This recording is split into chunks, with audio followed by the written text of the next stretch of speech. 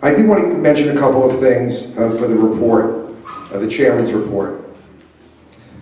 We just concluded the legislative session, and that's why we are very honored to have the chair of our delegation, Senator Sobel, here to give us a report on that session. But I think it's really important for us to remember some specific things about the session.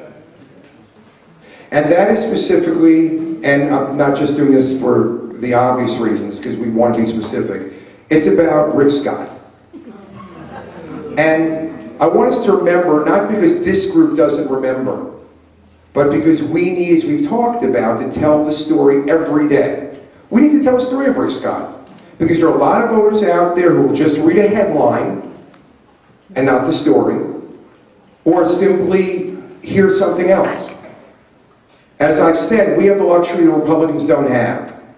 We only have to tell the truth. And we need to remind people about Rick Scott. This is the same guy who said, right at the beginning of the session, I think we should accept the Medicaid. But remind people, which of course the legislature didn't do, the Republican legislature, because they're the ones who control the votes, not our Democrats.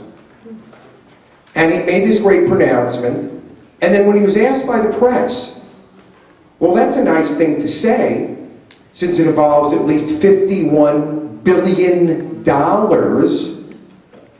kind of like the old, the bullet train that was going to get us about 23,000 jobs, and was a huge amount of money, and he said, I don't want it, and it went to California, and Illinois, and New York, and other places. He said, I think that President Obama's health care plan is a reality, meaning he lost the Supreme Court, and said, I think we should do it. But when a reporter asked him, that's great, what are you going to do? He goes, absolutely nothing. Are you going to work the legislature? Are you going to speak to your counterparts, your Republican leader in the Senate and the House? He went, no. Are you going to speak to legislators? No. If this is part of your agenda, what are you going to do to foster or advance that agenda? The answer was nothing. So that's one of the stories we need to remind people of. Because people may only see the headline from a month or two back where he said he was in favor of it. You have to explain the story. This is the same guy who said, let's get to work. But what he really meant was, let's get to work in eliminating voting rights.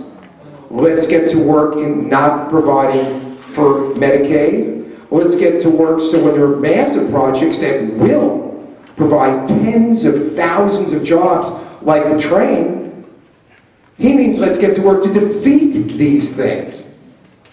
These are the things we have to talk about. And our job has to be the same mantra, actually. Let's get to work. And to that end, specifically at our next meeting, we are going to roll out a new technology program that I will tell you will be second to none in Florida.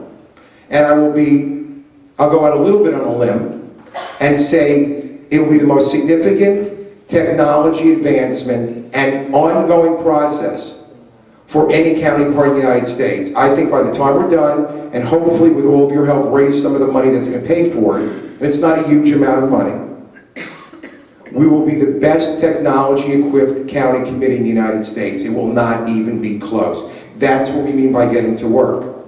So we are doing all the things and more we need to do. We cannot stand still. With that governor's race just maybe a year and a half away, it's critical that we in Broward use the same expression of let's get to work. So whether it's talking to your neighbor about his record, helping us with county things, helping us with registration, whatever the case may be.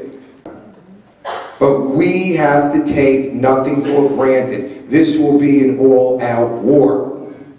Make no mistake about it, every day. And we can't relent. It has to begin and continue through this meeting every day.